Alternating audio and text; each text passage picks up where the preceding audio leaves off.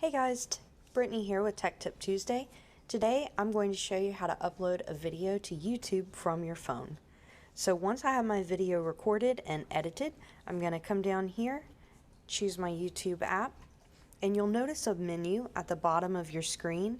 In the very middle of that menu is a circle with a plus, and that is the button to either go live if you want to record a video that way, or upload a video.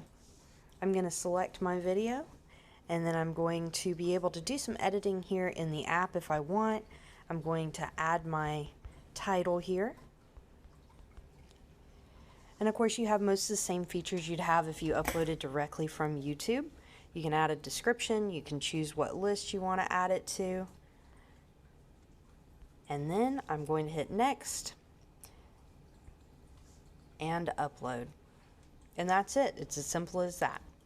Thanks for watching, guys, and if you like this video, make sure you like, subscribe, and share. See you next Tuesday.